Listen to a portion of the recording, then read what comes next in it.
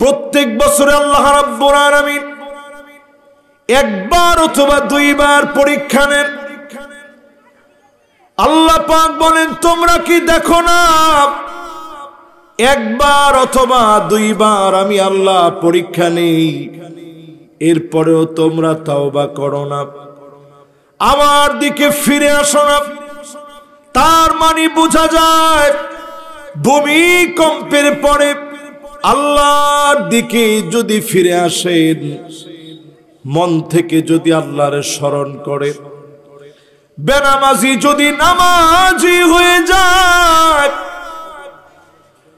বেপরদায় যারা চলে তারা যদি পর্দানিশীন হয়ে যায়, ঘুষখোর যদি ঘুষ খাওয়া ছেড়ে দেয়, অন্যায়কারী যদি অন্যায় ছেড়ে দেয়, ভূমিকম্পের আযাব যিনি মুহূর্তের ভিতরে উঠায় নিবেন তিনি কে? নরসিংদীর মাদুদ্দিতে উৎপন্ন হয়ে মাত্র 5.7 মাত্রার ভূমিকম্প এমন ভাবে আঘাত করেছে, খাট পর্যন্ত নড়ে চড়ে উঠেছে। অনেকে লোকমা দিতে নিয়েছেন, থেমে গিয়েছে, খাবার মুখে উঠে নাই, চিৎকার শুরু হয়ে গেছে। হুড়াহুড়ি দৌড়াদৌড়ি করতে গিয়ে 400-র উপরে লোক আহত হয়েছে। আজকে খবর পাওয়া পর্যন্ত 8 জন লোক দুনিয়া থেকে চলে গেছে। মা সন্তান চলে গেছে গোশত কিনতে গিয়ে, রেলিং পরে সন্তান মা চলে গেছে, অনেক হতাহত হয়েছে। এই যে আল্লাহ পাক পরীক্ষা দিলেন, 5.7 মাত্রার মধ্যে থামায় দিলেন।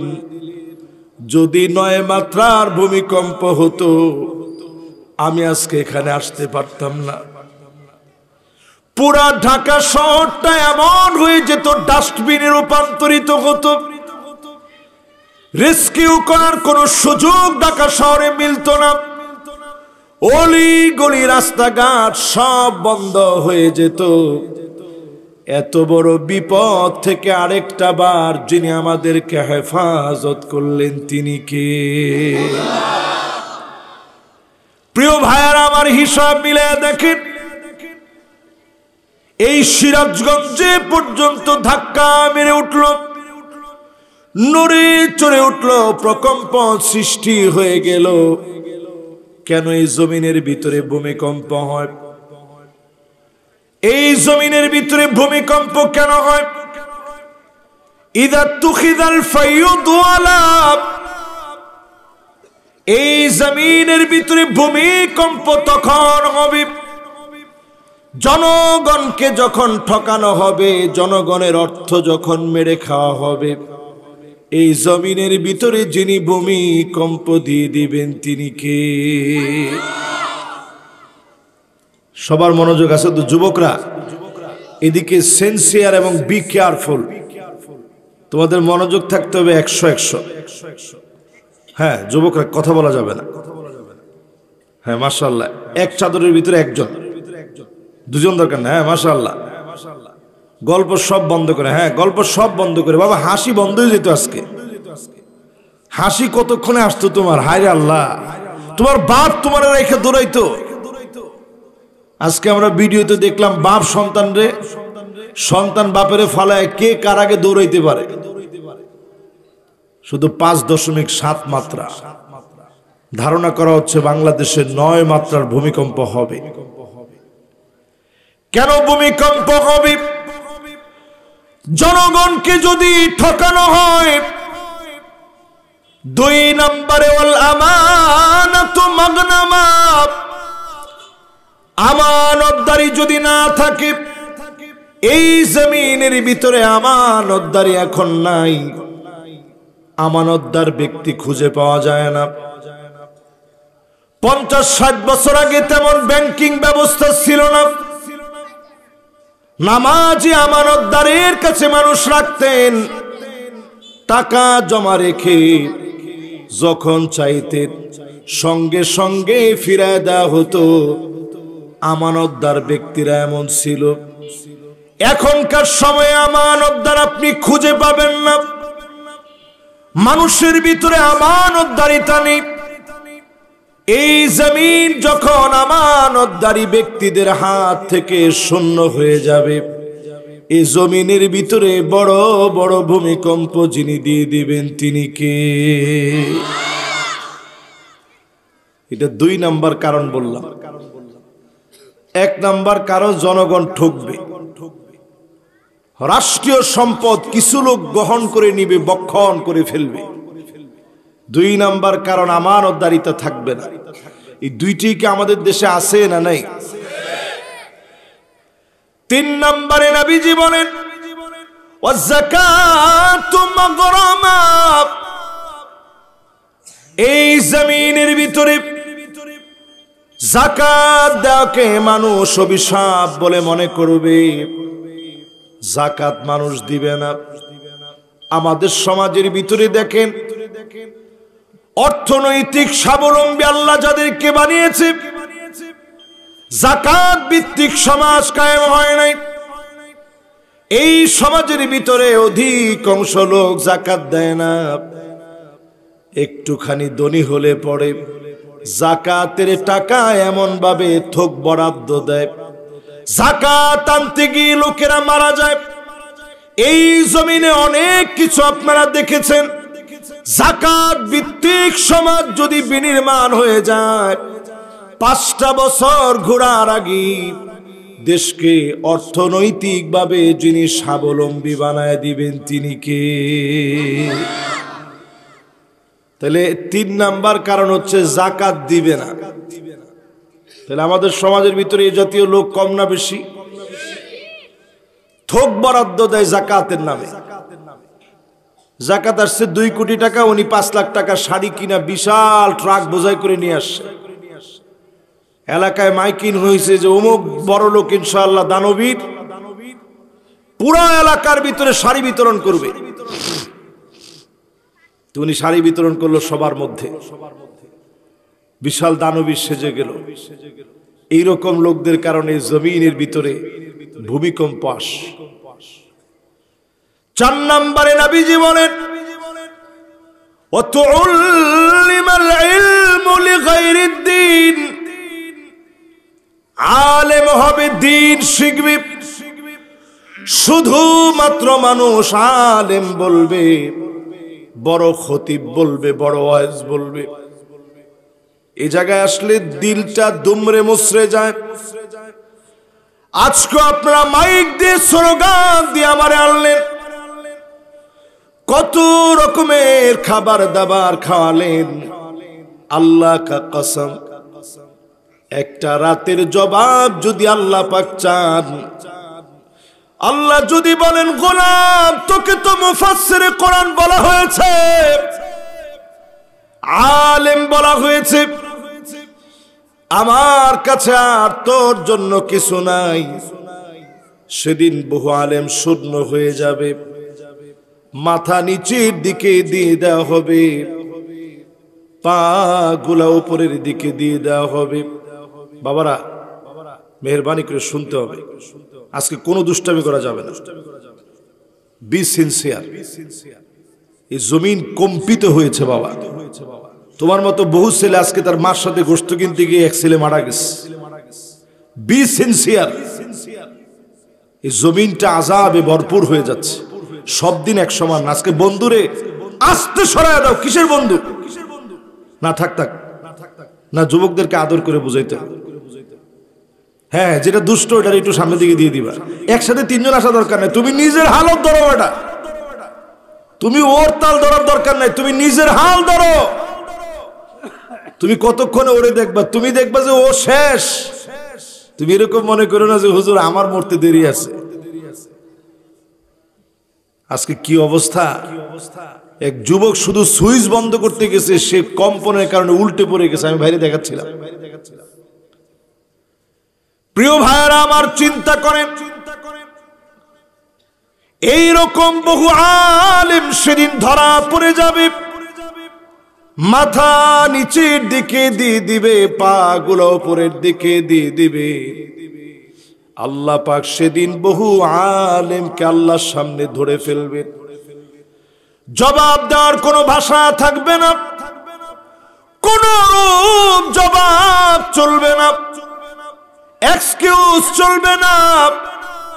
অন্য কারো সামনে না, মালিকের সামনে হিসাব চলবে।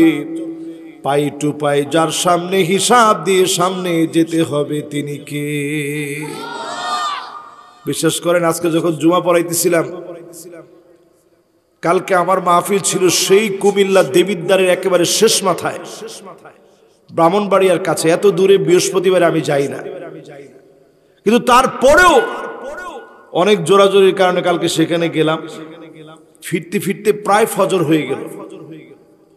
ফজরের নামাজটা পড়ে এরপরে হালকা একটু নাস্তা করে ঘুমাইলাম।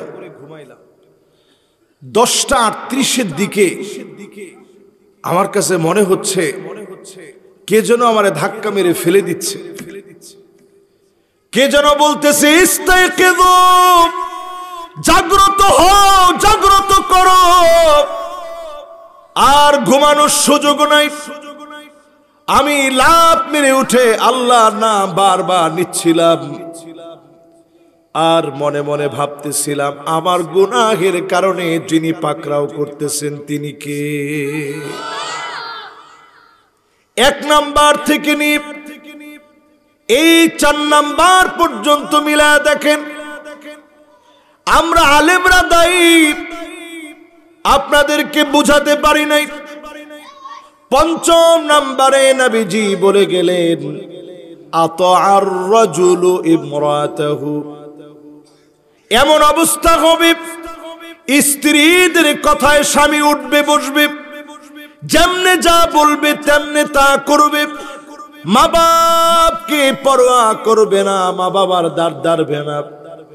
স্ত্রীদের কথায় যারা উঠবে বসবে, বুঝে নেবেন আপনার কারণে জমিনে যিনি আযাব দিচ্ছেন তিনি কে?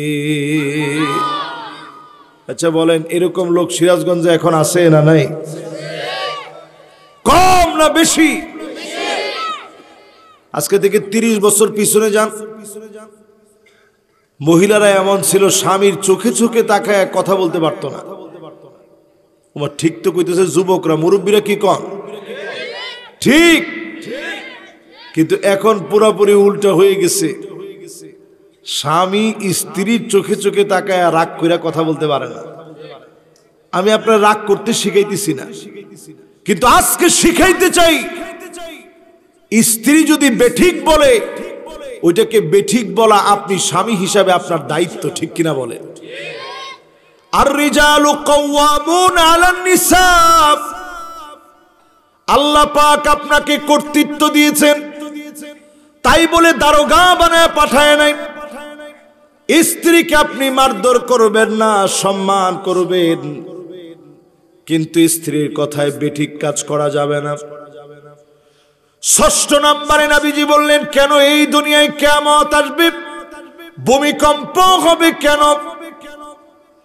1500 বছর আগে নবীজি বললেন আকাউমাহু, মায়ের সঙ্গে খারাপ ব্যবহার করবে, মায়ের খবর নিবে না। এখনকার সময়ে হাজার হাজার সন্তান এমন আছে মায়ের খবর নেয় না। ঠিকটা আসতে হয়ে গেছে মাশাআল্লাহ। ছোট ছোট বাচ্চারা যেমনি ঠিক কইছে, এতে আমার মনে হয় ছোট বাচ্চারা মোটামুটি এটা বুঝতেছে যে আসলে আব্বাই তো আমার দাদির খবর নেয় না। দেখেন দেখেন, তাহলে একটু আমার সঙ্গে সঙ্গে সবাই একটু আওয়াজ করে বলেন, যতজন এই মুহূর্তে বসা আছেন এইরকম সংখ্যাটা এখন কম না বেশি? কত নম্বরে জানি আছেন আপনারা? 6 নাম্বার। কয় নাম্বার? যেহেতু ভুলে গেছেন এবার একটা একটা করে শোনান। 1 নাম্বারটা কি? হ্যাঁ মাশাআল্লাহ, কে বলছে দেখি? দেশের সম্পদ। 1 এর শ্রোতা, মাশাআল্লাহ। লিল্লাহে তাকবীর। জনগণের সম্পদ বক্ষণ করে খাবে, জনগণ অভাবের ভিতরে থাকবে, ঠিক নেই? 2 নাম্বার কি? মাশাআল্লাহ, লিডার ঠিক আছে। 2 নাম্বার আমানত। আসলে আগের দিনের মানুষ তেমন ব্যাংকিং ছিল না। এই ভাই তো ব্যাংকের ম্যানেজার এখন, অথচ ওনার ছোটবেলার কথা জিজ্ঞাসা করেন, ওনার আব্বার কাছে চাচার কাছে মানুষ এসে টাকা রেখে যেত, ওনারা ওই যে লুঙ্গির নতুন লুঙ্গিটার ভিতরে বাস করে টাকাটা এরকম রেখে দিত, শাড়িটার ভিতরে বাস করে রেখে দিত। আইসা যখন বলতো যে চাচা ওই যে টাকা দিয়ে গেছিলাম, সাথে সাথে বলতো ও তোমার টাকাটা ঠিক আছে, ওই যে কাগজের ভিতরে রাখছিল ওই কাগজটা সহ আইনা দিয়ে দিত, ঠিক কিনা? এখন এরকম লোক খুঁজে পাওয়া যায়? 3 নাম্বার যাকাত আদায় করবেন। ভূমিকম্প কি এমনি আসে? 4 নাম্বারটা কত দেখি কি? হ্যাঁ, আলেম ওলামা যারা আলেম হয় শুধুমাত্র শহুরতের জন্য আমার লোকের আলেম বলবে, এই জন্য যারা আলেম হবে আল্লাহর কাছে ধরা খেয়ে যাবে। 5 নাম্বার, হ্যাঁ এটা মনে রাখছে একজন যুবক, বিয়ে শাদী করছেন, তাও আবার হুজুর মানুষ যে কইছে হুজুর স্ত্রীর কথা মতো স্বামী চলবে, তার মানে বোঝা যায় হুজুররা অন্তত স্ত্রী বললেই বেঠিক কথা হইলে স্ত্রীর কথায় স্বামীরা চলবে না, ঠিক কিনা? কন মহিলারা বিরাট রাগ হয়ে গেছে মানে আমার উপরে, যে হুজুর যদ্দূর চালাইতেছিলাম আপনি তো পুরাটাই উল্টা করতেছেন। এবার এর পরেরটা কত দেখি, কয় নাম্বার? 6 নাম্বার কি? মায়ের কষ্ট দিবে। এরপরে আমার ভাইয়েরা 7 নম্বরে আকসামাহু, বাপের সঙ্গে খারাপ ব্যবহার করবে, দূর দূর করে বাপরে তারা দিবে। বাপ কি জিনিস অনেকে বোঝেন না।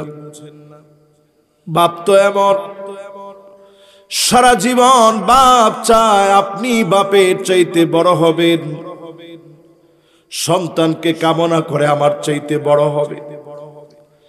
আমি নিজে তো প্রতিনিয়ত স্বপ্ন দেখি আমার ছেলে আমার চাইতে বড় হবে, বড় আলেম হবে, বড় দিনদার হবে। বাপ তো এমন প্রতিনিয়ত স্বপ্ন দেখে আমার চাইতে বড় চেয়ারে আমার ছেলেটা বসবে। বাড়ি করছেন বাপ দেখলে চোখের পানি ছেড়ে বাপ কাঁদতো, এত সুন্দর বাড়ি আমার ছেলেটা করেছে। সন্তানের সৌভাগ্য দেখে সব চাইতে বেশি বাপ খুশি হয়ে যায়। মানুষের কাছে ঘুরে ঘুরে বলে আমার ছেলেটা যেন সফল, দোয়া করবেন আল্লাহ যেন তারে ভালো রাখে। যেই বাপ সন্তানরে এত মহব্বত করে, এই বাপরে সন্তান পর মনে করে। এই 7 নম্বরের পরে 8 নম্বরে নবীজি বলেন আদনা সাদিকহু, বন্ধুরে বড় আপন মনে করে। আওয়াজ করে বলেন বন্ধুরে কি মনে করে? এই যে কিয়ামতের একটা আলামত, বন্ধুরে কি দেখেন, একসাথে যখন আসছে 3 জন একত্রে আসছে। এটা আমি ছোট বাচ্চাদেরকে দোষ দিচ্ছি না, আমরাও এরকমই ছিলাম। মাহফিলে যখন যাইতাম একজনের পাঞ্জাবিতে আরেকজন এরকম গিটটা দিয়ে তারপরে উঠতাম। দুষ্টামি না করে আমরা এই চেয়ারে বসছি, বিষয়টা কিন্তু এরকম না। আমাদেরও একটা ছেলেবেলা একটা ছোটবেলা ছিল, আমরা ওই সময় ডাংগুটি খেলতাম। এটা আপনাদের দেশে কি বলেন? আহারে, এরকম ঠাস করে বাড়ি দিতাম, এরপরে হাত দিয়ে গুনতাম। এখন কি আর শেষ সময় আছে? এখন ছেলে পেলে শুধু ফ্রি ফায়ার আর পাবজি। ঠিক তো 3 জনে কয়, বাকিরা কি কয়? মানুষ ও একজনে কইছে না হুজুর ঠিক না, যে খেলে না সে কইছে ঠিক না। এবার আপনি একটু হিসাব মিলায় দেখেন জীবনের বয়স কই কি করতেছেন। ও যুবকেরা, একটা সময় থাকবে সাবিয়ুন, শিশুকাল তোমার জীবনে চলবে। 1 বছর 2 বছর 3 বছর 4 বছর 5 বছর তোমার জীবনের কোনো চিন্তা নাই, তোমার হামাগুড়ি দেওয়া তোমার বাপকে আনন্দ দিবে, তোমার গুড়ি গুড়ি পায়ে হাঁটা 1 কদম 2 কদম তোমার বাপকে আনন্দ দিবে, তোমার আলতো আলতো কথা তোমার বাপের হৃদয়ের ভিতরে এত আনন্দ দিবে, মনে মনে তোমার বাপ ভাববে আমার ছেলেটা কথা বলতেছে। এই সময়টাকে বলে সবিয়ুন। এইখান থেকে তুমি চলে যাবা গোলামুন। 10 থেকে 15 বছর বয়সী এই সময়টা খুব গুরুত্বপূর্ণ সময়, সেনসিটিভ জোন এটি। এই সময়ে যদি সন্তানদেরকে বোঝানো যায়, আদর করে নামাজে নেওয়া যায়, প্রয়োজনে মাঝে মাঝে হালকা করে বকা জকা দিয়ে নামাজের দিকে নিয়ে যান। ওয়াদরিবুহুম ওয়াহুম আবনাউ 10 সিনিন। সামান্য সামান্য প্রহার করে হলেও নামাজে নিয়ে যান। এই সময়টাতে যদি সন্তানকে বোঝায়া দিতে পারেন, আপনার সন্তানকে মানুষের মতো মানুষ যিনি বানায় দিবেন তিনি কে? এরপরে একটা বয়স আসে, ও দেখেন বন্ধুদের পাল্লা কিরকম, একটা ডাক দিছে যায় চল, আরেকজন বন্ধু কইছে না ঠিক আছে চল বাদামটা খাইয়ে। এরপরে একটা বন্ধুত্বের সময় আসবে এমন, শাবাব রক্ত গরম বয়স। কি গরম? এই রক্ত গরম থাকে 15 বছর থেকে শুরু করে 40 বছর পর্যন্ত রক্ত গরম। কিছু হলে মার, ঠিক নেই? এটা কত বছর পর্যন্ত থাকে? এই 15 থেকে 40। এই জন্য এই বয়সটাকে বলে শাবাব। এটা যৌবনের বয়স। এই বয়সটা কন্ট্রোল করা বড় কঠিন, বড় চ্যালেঞ্জ। এই বয়সটা কন্ট্রোল করা যায় না, থামায় রাখা যায় না। এরা থামায় থাকলে সমাজ থেমে যাবে, এজন্য এরা সবসময় উদ্যমী থাকে, ঠিক কিনা কোন? এজন্য যুবকরা তোমাদেরকে আমরা সেলিউট জানাই, ওয়েলকাম জানাই। যুগ জামানা পাল্টে দিতে চাই না অনেক জন, যুবকেরাই আনবে আগামী দিনের জাগরণ। দেখছেন যুবকরা কি খুশি হয়েছে? তাহলে এই বয়সটাকে বলে 15 থেকে 40।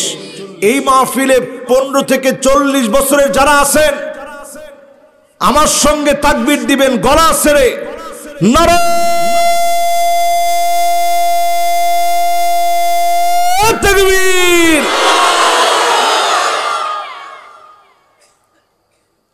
15 থেকে 40 না সবাই মিলে দিছেন? আরে না সবাই মিলে দিয়েন না। বুড়াদের আজকে মাপ, বুড়াদের কোনো স্লোগান দরকার নেই, ওনাদের বয়সে যারা চলে গেছেন বাদ। ঠিক তো কয় না? খালি আমরা 15 থেকে 40 দেন তো দেখি। নারায়ে তাকবীর। মুরব্বী যারা আছেন খুব রাগ হয়ে গেছে যে হুজুর কি শুরু করলেন। এবার একটু আমার সামনে যারা বলি ওয়া বারাকা ওয়া সাল্লাম الذي أرسله بالحق بشيرا ونذيرا وداعيا إلى الله بإذنه وسراجا منيرا فقد قال الله تعالى في كلامه المجيد وفي فرقانه الحميد সবাই পড়েন আউযু বিল্লাহি মিনাশ শাইতানির রাজীম বিসমিল্লাহির রাহমানির রাহিম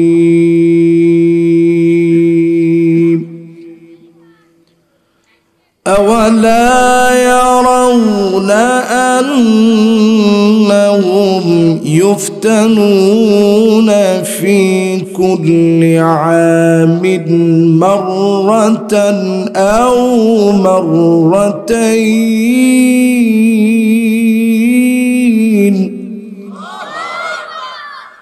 ثم لا يتوبون ولا هم يذكرون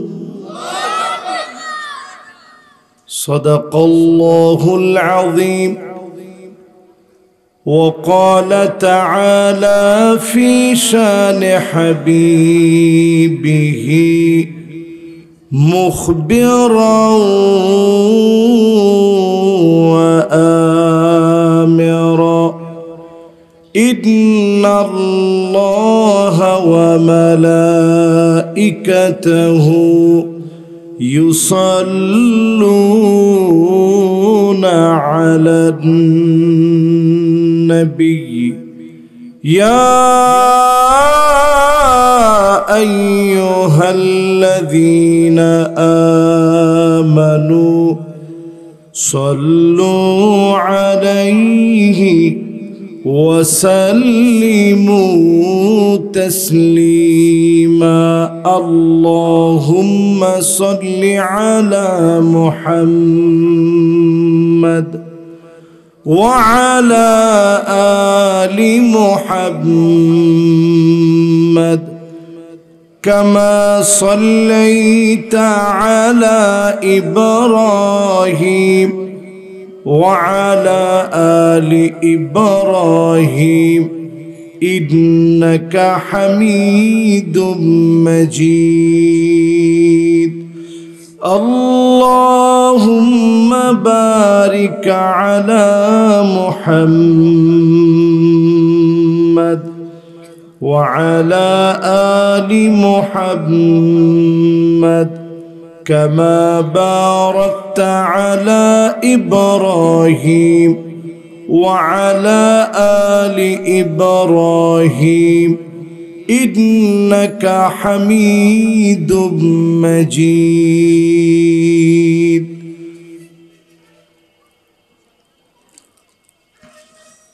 আজকের মুবারক মাহফিল আদাচাকি দারুস সালাম জামে মসজিদের উন্নয়ন কল্পে পঞ্চমতম বার্ষিক আজকের বিরাট ওয়াজ মাহফিল সভাপতিত্ব করছেন জনাব আলহাজ মোহাম্মদ আবু বকর সিদ্দিক সরকার সাহেব অত্র মসজিদের সম্মানিত উপদেষ্টা তিনি আমি ওনার জন্য দিল থেকে দোয়া করি আল্লাহ যেন ওনাকে দ্বীনের জন্য কাবিলিয়তের সাথে সুস্থতার সাথে আল্লাহ যেন কবুল আর মঞ্জুর করেন পড়েন আমিন